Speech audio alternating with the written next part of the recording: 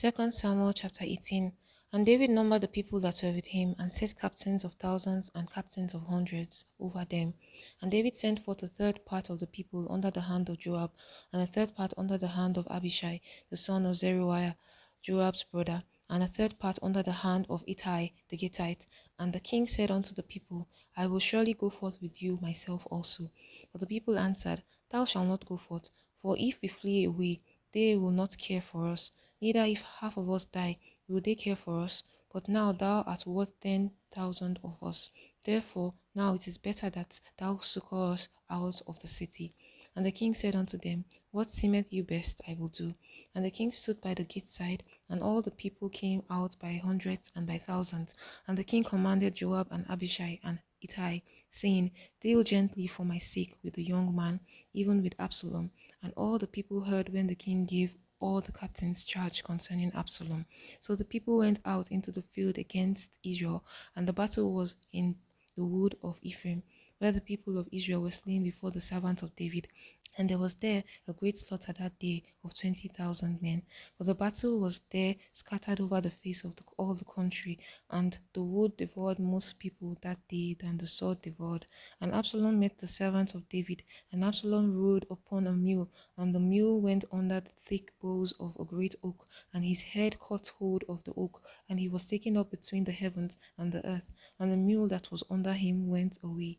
And a certain man saw it, and told Joab, and said, Behold, I saw Absalom hanged in an oak. And Joab said unto the man that told him, And behold, thou sawest him, and why didst thou not smite him there to the ground? And I would have given thee 10 shekels of silver and a girdle. And the man said unto Joab, Though I should receive 1,000 shekels of silver in mine hand, yet would I not put forth my hand against the king's son.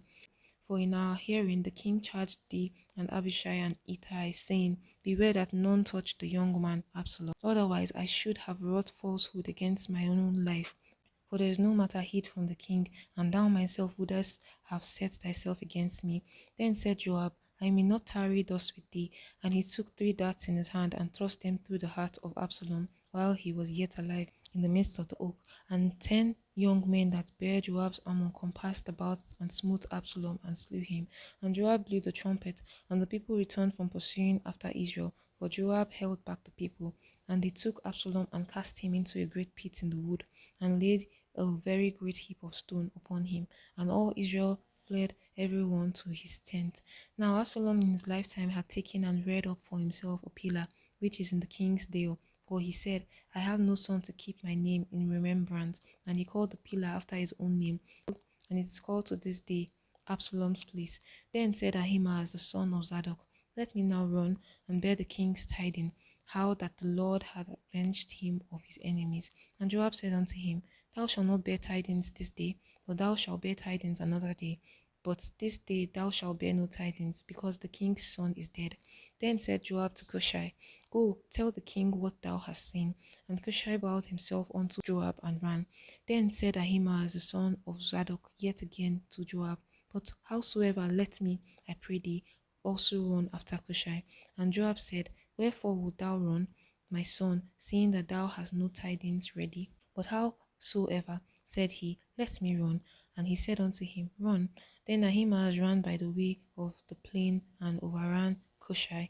And David sat between the 2 gates, and the watchman went up to the roof over the gate unto the wall, and lifted up his eyes, and looked, and behold, a man running alone. And the watchman cried and told the king. And the king said, If he be alone, there is tidings in his mouth. And he came apace and drew near. And the watchman saw another man running, and the watchman called unto the porter and said, Behold, another man running alone. And the king said, He also bringeth tidings. And the watchman said, Methinketh the running of the foremost is like the running of Ahimaaz, the son of Zadok. And the king said, He is a good man, and cometh with good tidings. And Ahimaaz called and said unto the king, All is well. And he fell to the ground upon his face before the king, and said, Blessed be the Lord thy God, which had delivered up the men that lifted up their hand against the Lord my king. And the king said, Is the young man Absalom safe? And Ahimaaz answered, When Joab sent the king's servant, and me thy servant, I saw a great tumult, but I knew not what it was. And the king said unto him, Turn aside and stand there. And he turned aside and stood still. And behold, Cushai came, and Cushai said, Tidings, my lord the king, for the Lord had avenged thee this day of all them that rose up against thee. And the Lord said unto Cushai, Is the young man Absalom safe? And Cushai answered, The enemies of my lord, and all that rise against thee to do thee hurt, be as that young man is.